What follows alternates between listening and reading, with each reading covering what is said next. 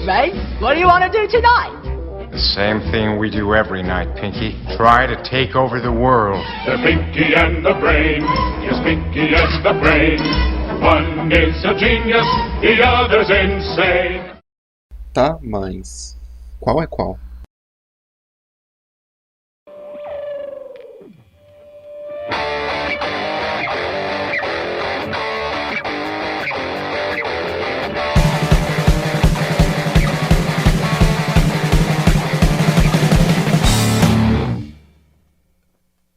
Neste vídeo, vamos analisar os dois ratos de laboratório mais queridos dos anos 90 e tentar responder uma pergunta.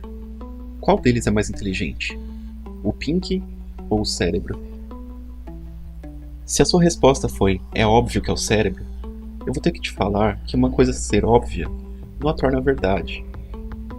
Nós vamos ter que analisar o caso antes, para só depois poder dizer qual deles é realmente o mais inteligente. O Pinky e o Cérebro é uma série animada criada pela Warner Bros. Animation, que conta a história de dois ratos de laboratório geneticamente modificados. Um deles supostamente super inteligente tenta dominar o mundo em todo episódio, enquanto o outro, supostamente burro e atrapalhado, frustra esses planos de dominação mundial. Esse é o plot, mas vamos analisar a animação de fato. Logo na abertura, temos um ponto dúbio, portanto, vamos reassistir essa parte. The Pinky and the Brain, yes, Pinky and the Brain. One is a genius, the other's insane. Como vimos, a música de abertura diz claramente que um deles é um gênio e o outro é insano, mas não especifica qual é qual. Você pode vir argumentar que a animação mostra o cérebro quando fala que um é um gênio e mostra o Pinky quando fala que o outro é insano, mas isso não prova nada. Seria como eu falar que o nome da série é Pinky e Cérebro, então o gênio é o primeiro, o Pinky, e o insano é o último, o cérebro. Essas coisas não provam nada. O que podemos tirar daqui é apenas que um deles é um gênio e o outro é um insano, mas não qual é qual. Para descobrir qual é qual, teremos que olhar os episódios em si. Mas antes disso, vamos dar uma olhada nas palavras gênio e insano. Um gênio pode ser um tipo de espírito árabe que pode ser bom ou mau. Gênio também é alguém com uma capacidade extraordinária em algum assunto. No nosso caso em específico, estamos falando de inteligência. Isso é o que constitui um gênio na nossa análise, alguém excessivamente inteligente. Insano é alguém que não possui sanidade, alguém com algum tipo de problema mental. Mas isso acaba sendo muito genérico. Isso pode ser considerado um problema mental, mas uma obsessão por dominar o mundo também é. Então, definir qual deles é o insano é meio complicado. Por isso, vamos nos focar em qual deles é um gênio, e o outro, por eliminação, é um insano. Apesar de megalomania, a doença mental que o cérebro possui, que é caracterizada por uma sede intensa de poder, ser bastante para colocar o cérebro como insano. Mas não vamos apressar as coisas. O cérebro sempre tenta dominar o mundo, mas, por diversos motivos, ele nunca consegue alcançar esse objetivo. Sempre o seu plano ou a execução do seu plano possuem uma falha grave que o impedem de alcançar o seu objetivo. O Pinky, por outro lado, nunca teve como objetivo dominar o mundo. Mas mesmo assim, em alguns episódios, ele, por um motivo ou outro, acaba tentando dominar o mundo e acaba chegando muito mais perto de conseguir esse objetivo do que o cérebro. Ele chega até a ser presidente dos Estados Unidos no episódio 17, algo que o cérebro nunca conseguiu ser. Em vários dos episódios, vemos que tanto o Pinky quanto o cérebro sabem ler e escrever, mas enquanto o Pinky escreve assim, o cérebro... isso é ele tentando escrever o próprio nome. Me parece muito a letra de um gênio. Vamos analisar mais alguns episódios.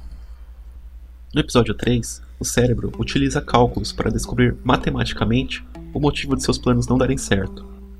E a máquina mostra que este é o motivo. Então, o cérebro cria uma máquina de inteligência para transformar o Pinky num gênio e assim resolver o problema de seus planos. Quando o Pinky vira um gênio com essa máquina, uma coisa estranha acontece. Ele não tem nenhuma mudança de personalidade. Ele continua exatamente igual. E o cérebro começa a mostrar seus planos para o Pink. E o que o Pink faz é demonstrar vários erros nos planos e invenções do cérebro, deixando ele bem cabisbaixo com a própria falta de inteligência.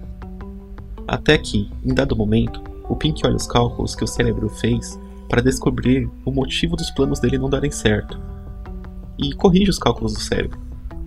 O resultado é que este era o verdadeiro motivo dos planos do cérebro falharem. Considerando a quantidade de erros que o cérebro cometeu neste episódio, é bem razoável pensar que a máquina de inteligência sequer tenha funcionado em primeiro lugar, assim como todos os outros planos do cérebro.